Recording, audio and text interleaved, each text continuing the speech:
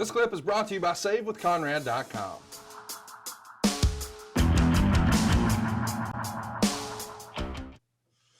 I think it's awesome. And tell us again what town that is. You named it. Now that's at Promos.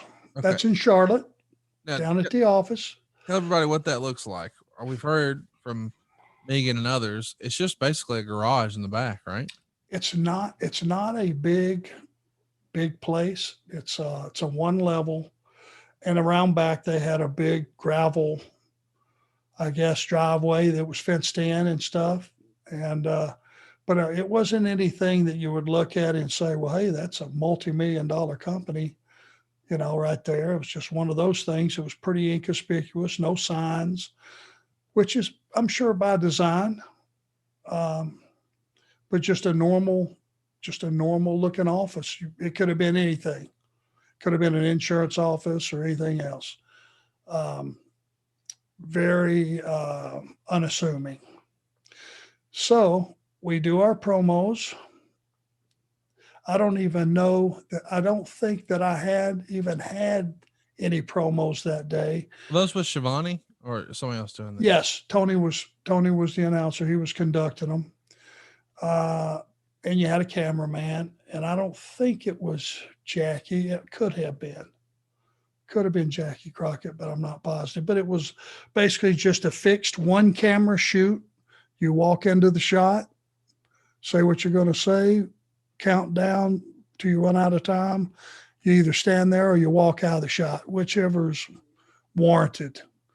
That deal. But until that first television, which we had done the night before, made it around, it probably wouldn't have made any sense for me to have promos and all that stuff because nobody was going to know who I was till that TV aired. Right. Now we come back from Raleigh. That's a round trip. I forget who I even worked with up there and back. And I think it might have just been an enhancement match of some sort or something. Now we get to the building and I'm starting to meet the guys and stuff. And I knew John Tatum just a little bit. And I knew Buddy Landale from a brief time when we worked for Watts. I didn't know Black Bart at all. But he said, you want to ride with me, man, Anderson? I said, well, I don't have anybody to ride with. I sure would. How about you, Landale? Yeah, I'd love to go with you guys. John Tatum, who is a cousin to Michael Hayes, for those that don't know. I thought they were just best friends. They're cousins? Well, maybe they are just best friends, but claim to be cousins. Well, you know what? You claim to be Ric Flair and everybody else's cousin. What's it take to be your cousin? Can I be your cousin? It don't matter. Oh, well, you're my third cousin. I don't know if you knew that or not. No, with your cash, we're going to be first cousins. And you're my favorite cousin. Or if you want me to be your uncle, I'll be your favorite uncle. I'm down with that too. Uncle Arn. That's what everybody else in my house That's what Ashley calls me anyway. Yeah. And pretty much all the kids, probably your wife. Yep, Uncle Arn. I've just always been the old guy that was hanging around that would never leave. Yeah. So wait a minute. Does that mean you're like the original Dave Silva, always hanging around, never leaving? Why, Dave? I don't know why. I just lost a bet, I guess. I don't know. He is one of the nicest, kindest, That's not true. most loyal people that you'll ever find. He gets irritated easily. He gets hangry. Well, I haven't seen that. Yeah, I have a lot every day. Dave's barrel chested. I don't think you're going to just dip in there and scoop slam him. No. So if he gets a little ill, so be it. You might want to let him slide. Maybe so. Didn't mean to cut you off. Either way, you're riding with Landale and Black Bart and John Tatum. Yep. Now John's in the front, Bart's driving, me and Buddy are in the back. And we don't really all know each other that well. So, the ride up there was kind of a little bit sublime, everybody's just kind of doing their own thing. And we get to the arena, Now that's 340 miles one way. Yep. And we get there and we go in, we introduce ourselves to everybody. It's our first house show, our second house show, excuse me. And, we go out about, 15, 20 minutes before showtime, which usually you can take a look at the house. Most people are sat down by that time, so you can get a gauge on the house. And we all kind of walk out there, and Bart walks over there and he opens the curtain, looks around, and goes, "Good, shit, good. The house is up." I looked at Buddy and I said, "What did he say?" He said, "I think he said the house is up." So Bart walked off. We opened that curtain, and you could have thrown a hand grenade out there and not hurt anybody. It was bad. Wow. I think we ended up here in 8,500 was the house. And in the Norfolk scope, that ain't good. Yeah.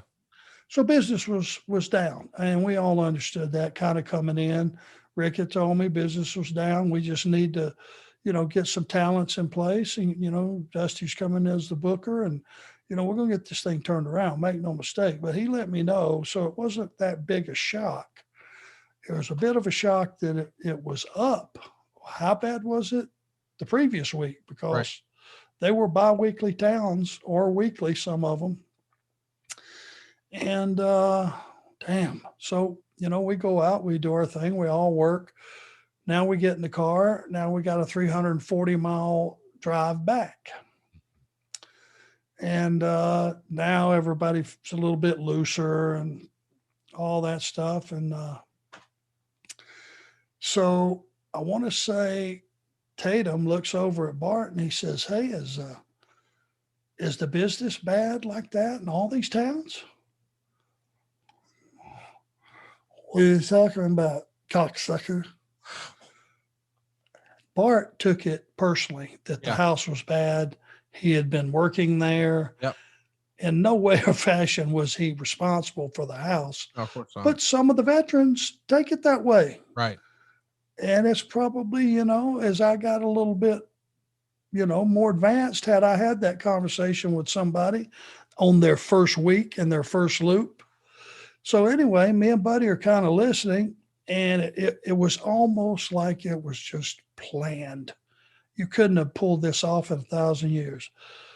And he looks over at Tatum, and he looks kind of back in the back at us, and he goes, "It's what you cocksuckers better get ready for some $100 payoffs." And Buddy and I both leaned forward, and at the same time we said, "We won't have but one of them." And we said it together. Yeah. What a great So we got a couple of fucking superstars back there, huh? You guys gonna get the business turned around? And I looked at Buddy and he looked at me, and I said, "Well, I certainly hope so." Yeah. And man, Bart was mad. The rest of the whole 300 miles, he wouldn't speak to us. Would not speak. And I don't, I'm looking back on it, the hell, I'd have been pissed too. But that was our first foray into the territory. Yeah. Group of characters, I'm sure. Now, hang on now. You've told me a story, it's a private story, and I can edit this out if it's not welcome for air. But we had dinner together years ago, and you told me a story about how, oh, yeah. And then they had Van Hammer strut through the locker room, jacked up with his fucking guitar, like he's the second coming of Hulk Hogan. Oh, he's here to save the territory. So this was much later. This was WCW. No, I'm with you on that. But I'm saying it's funny how you just sort of drew those parallels, that Bart was sort of the elder statesman in the territory. You're the new guy here. And he's trying to tell you, no, this is how business is. Get ready for some $100 payoffs. But you, being young and ambitious and, bright-eyed and bushy-tailed, no, damn the torpedoes. So when they say, oh, you're going to turn the business around? Yeah, I hope so. It's that same swagger that maybe somebody else, when they present it to you in another generation later, you're like, look at this fucking guy. What I did and what Van Hammer did are so different. For you to even include me in a package Yeah. conversation that you just did what he did. No. I'm ready to take my lumps. I knew it would get a rise out of you. Holy shit. If you want to piss Arn off, put him in the same sentence with Van Hammer and just wait. Talk to me about Scott Casey. You wrestled him in Norfolk, Virginia. It's your first singles match that I find. I know it's probably not your first singles match, but March 14th against Scott Casey. I think this is your first time working him. You're going to work him several more times when he's a part of the World Wrestling Federation, and you are too. Any memories of working with him here in Crockett you can share? Good guy. Handsome. Scott he looked like a grown man. He was a grown man. He was a veteran. He had been around a while. Good physique, handsome guy, good skills. He had a lot more time in than I did at the time and was a very polished worker. So, I think he had been to Dallas prior to that and some other places. So he was a veteran. He wasn't a rookie. He was probably 6-7 years in at that point. So he was a great guy to work with. Hey, it's Conrad Thompson. Thanks for checking out the podcast here on YouTube.